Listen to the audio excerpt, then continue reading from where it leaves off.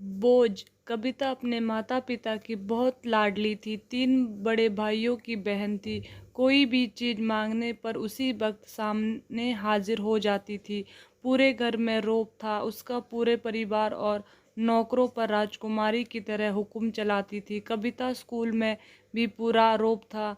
बड़े भाई की लाडली जो थी वो ऐसे ही उसने कॉलेज में दाखिला लिया। उसके ठाट बाट बड़ी गाड़ी में आना जाना, हर दिन नया फैशन देखकर हर कोई उससे दोस्ती करना चाहता था। थोड़े ही दिन में उसके बहुत दोस्त बन गए। पूरे कॉलेज में उसकी अपनी ही एक पहचान थी। एक दिन उसके घर पर रिश्ता आया। खानदानी लोग थे और पापा की पुरानी जान पहचान थी।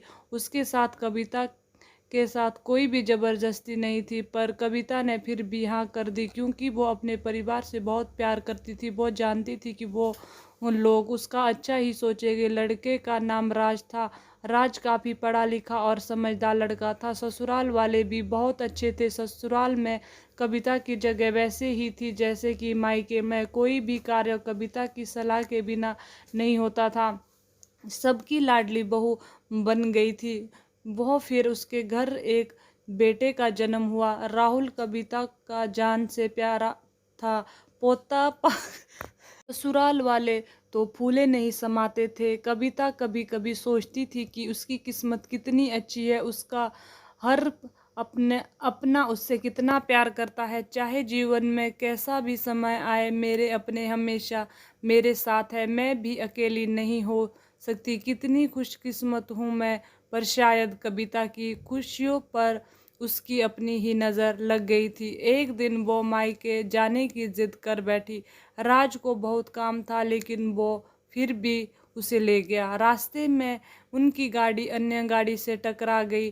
कविता, राज और राहुल बहुत बुरी तरह से जख्मी हो गए। काफ़ी दिनों इलाज के बाद राज और राहुल तो ठीक हो गए, लेकिन कविता पूरी तरह ठीक ना हो सकी।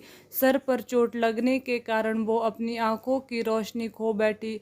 अब कविता की किस्मत उसे उल्टे पांव चलने लगी। मायके वाले कुछ दिन तक उसे मिलने आते, फिर कभी कभार फ़ोन ही कर पूछ लेते, अब कैसी हो। धीरे धीरे ये सिलसिला भी कम हो गया। ससुराल वालों की सहानुभूति भी कम होने लगी। घर में किसी के पास बैठने के लिए कहती तो जवाब मिलता, बहुत काम है, अब तुम भी हाथ नहीं बांट सकती। राज भी चिड़चिड़ा हो गया था। बस राहुल ही था उसके साथ, जिसके साथ वो हंसते खेलते उसका वक्त गुजरता। एक दिन कविता के हाथों से कुछ सामान गिर गया, जिसकी वजह से राहुल को हल्की सी चोट लग गई। कविता के सास ससुर ने राहुल को उसे अलग कर दिया कि वो उसके ना देखने की वजह से बच्चे को कोई नुकसान ना हो जाए। कविता अंदर से टूट चुकी थी। एक दिन उसने सबके सामने मायके जाने की इच्छा रखी तो राज उसे तुरंत मायके छोड़ आया, जैसे कि वो भी यही चाहता था। लेकिन राहुल को उसके साथ नहीं भेजा गया। कविता कभी राहुल से दूर नहीं रही थी, पर अपनी कमी के कारण उसे ज़्यादा बहस नहीं की। कविता को लगा कि वो 3-4 दिन रहेगी तो थोड़ा हवा पानी बदल जाएगा, क्योंकि वो कितने दिनों से कहीं भी बाहर नहीं गई थी और घर वाले भी इतने दिन बाद उसे देखकर कितनी खुश हो गए। कविता ने घर पहुंचने पर सब लोग बहुत खुश हुए। खाना खाने में सब कुछ कविता की पसंद का ही बना था। सब कुछ कविता की पसंद का ही बना था। उसने अपनी मम्मी पापा और भाई भाभीियों से दिल खोलकर बातें की। उनके छोटे छोटे बच्चे भी बुआ के साथ घुल मिल गए थे।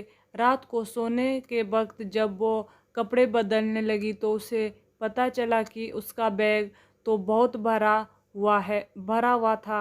वह सब समझ गई। वो बहुत उदास हो गई।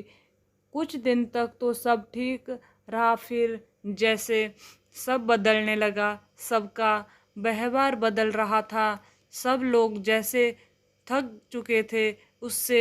सब लोग घुमा फिरा कर पूछने लगे कि राज कब आ रहा है। उसे ले जाने वो बहाना बना देती, जबकि वो जानती थी कि उस घर में अब उसके लिए कोई जगह नहीं है। कविता से चलते वक्त कुछ ना कुछ नुकसान हो जाता।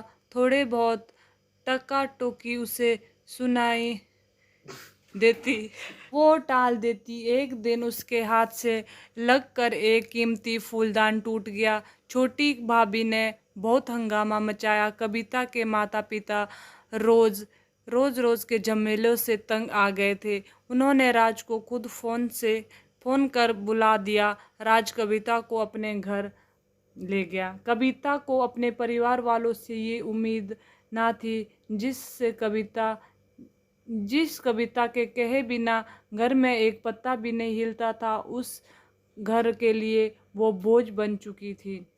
राज के साथ ससुराल आते वक्त वो बहुत खुश थी, क्योंकि वो अपने घर जा रही थी, अपने जिगर के टुकड़े राहुल के पास। परंतु यह खुशी भी कुछ पल की ही थी। सारा बंदोबस्त पहले ही किया हुआ था। कविता को सीधे ऊपर वाले कमरे में पहुंचा दिया गया। राहुल से दूर रहने की सख्त चेतावनी दी गई। एक काम वाली लता को उसकी जिम्मेदारी सौंपी गई, जैसे उसके खाने पीने जैसे ज़रूरतों का ध्यान रखती। कविता ज़्यादातर चुप ही रहती, कभी कभी काम वाली लता से थोड़ा बतिया लेती।